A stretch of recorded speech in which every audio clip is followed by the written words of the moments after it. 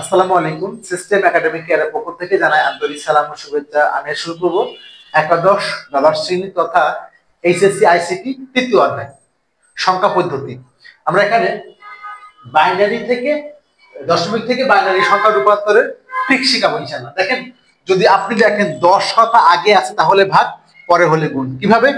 দশমিক থেকে বাইনারি, 10 কথা আগে আছে, ঠিক উল্টা, বাইনারি থেকে দশমিক তাহলে গুণ হবে। 10 কথা আগে হলে ভাগ, পরে হলে গুণ, অঙ্ক শেষ।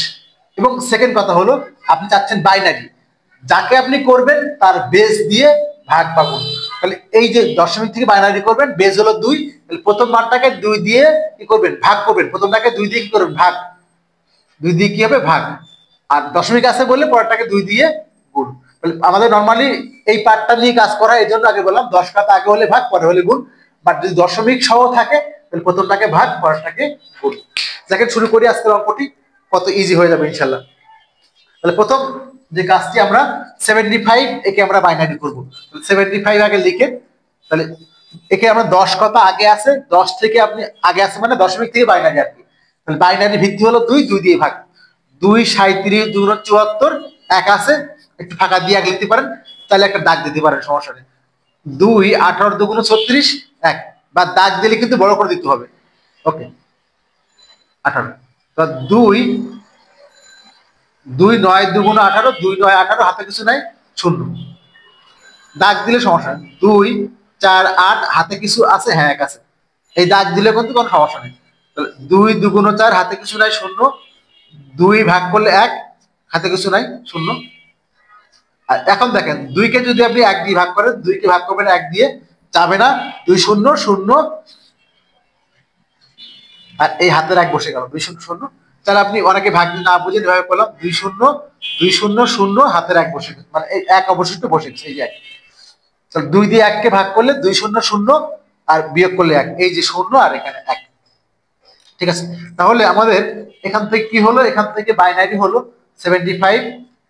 আমরা একটু দেখাই, 75 দশমিক ছিল কিন্তু, দশমিক 105, ঠিক আছে, এখানে ছিল দশমিক।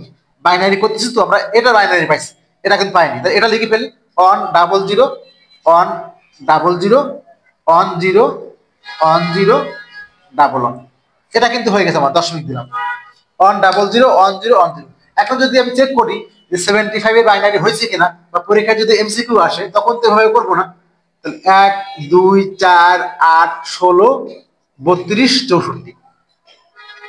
ওকে, এখন এই পদ্ধতি হলে না 75, তো দেখেন 64, ঠিক আছে, 64 আর 16 কত হবে? 64 আর 8 72, 64 আর 8 72, 74 75, এই কত লাগছে? 64 লাগছে, 8 লাগছে, 2 লাগছে আর 1 লাগছে। 64 আর 8 72, আর 74 1 75, এগুলা লাগছে, বাকিগুলো লাগে নাই। একে অন, এ লাগে না, শূন্য শূন্য অন, শূন্য অন অন। দেখেন চেক করে আপনি, 100 100 1011, তাহলে আমাদের অঙ্কটা হয়েছে। এমসিকিউ আসে এভাবে র্যাপিডলি করে দিবেন। ওকে, এখন আসি আমাদের এইটা পালা। এটা আমরা দুইভাবে করতে পারি। একবার সহজ হলো যে কিভাবে সংখ্যা, পূর্ণ সংখ্যা, ভগ্নাংশ, এভাবে ডিরেক্ট করতে পারেন। তাহলে আপনি গুণ, গুণফল, ভগ্নাংশ, পূর্ণ সংখ্যা এভাবে করতে পারেন। একটা আপনাকে চেক করে দিচ্ছি, দেখেন। সাপোজ এখানে আমাদের মানটা কত বলেন তো? 0.105, 0.105, একে আপনি বাইনারি করবেন, তার ওর বেস দিয়ে গুণ, দশমিকটাকে গুণ করতে হবে।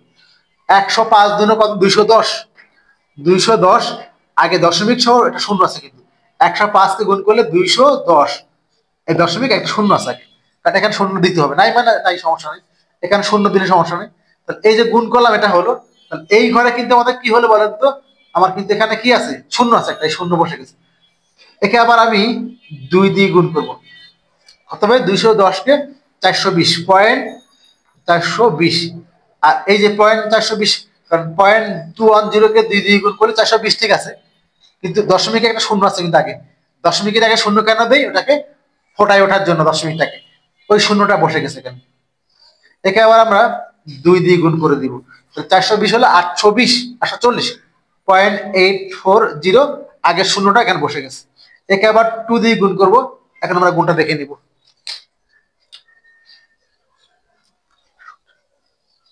গুণ করলে হবে 0.68, এটা গুণ করলে 0.68 আরো লিখি না আমরা এখানে 0.68 আরো শূন্য আসবে লিখি না। তাহলে আপনি এভাবে গুণ করতে করতে পারবেন। জাস্ট গুণ করতে অন বলে দিলাম, একটু দেখেন। তাহলে এখানে কত হলো, এটাকে গুণ করলে আসতেছে এই পর্যন্ত 0.420, তো তাহলে 42 রাখেন, সমস্যা নেই।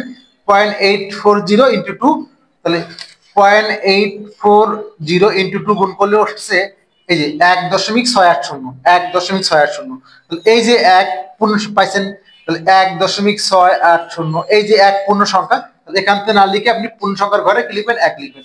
সেম একইভাবে যদি আপনি এখানে এই যে 0.680 এটাকে গুণ করেন, 0.680 একে 2 দিয়ে গুণ করেন, আর 1.36 কি আসবে, 1.36।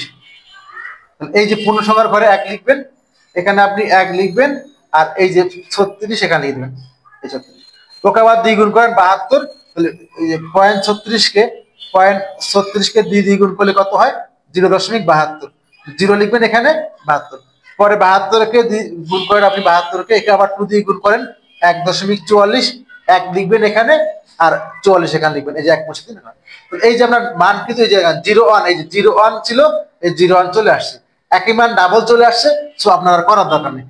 এটাকে এভাবে করতাম, দেখেন কি করতাম, 0.105 গুণ হলো 2, কত হলো 210, গুণফল কত 0.210, 0 দেন আগে, ভগ্নাংশ কত 0.210, আর পূর্ণ সংখ্যা কত 0। একে আবার 0.210কে 2 গুণ করে দেন 420, 0.420, এখানে ভগ্নাংশের মধ্যে ভগ্নাংশটা এই পাশে আরেকটা দিন, এভাবে করতে পারেন। কিন্তু আমরা এভাবে না করে আশা করি এভাবে করলে আপনি হবে ভালো হবে, এই শূন্য না দিলে সমস্যা ছিল না। এই যে 75, এর বাইনারি 75, বাইনারি লিখছি আমরা আগে এখান থেকে, দেখার পরে এবার এর মানটা লেখার সময় কিন্তু উপর থেকে আসবে, কারণ এটা কিন্তু শেষ হয়নি, আর এখান থেকে লেখেন আরো আছে কিন্তু শেষ হয়নি, আমরা এই জন্য কয়েকটা মিলানোর পরে করি, মানে মিলা এই যে 01 মিলছে, 01 মিলছে, আর করতে হবে না, অনেকে 4টা করে দেয়, সমস্যা নেই। তাহলে এখান থেকে কি হলো, এর মানটা হলো 00 1 2 3, 3টা 0, 1 2 3টা 0, 3টা 0 অন, পরে 1, পরে 0 1, শেষ হয়নি, মানটা হয়ে যাবে।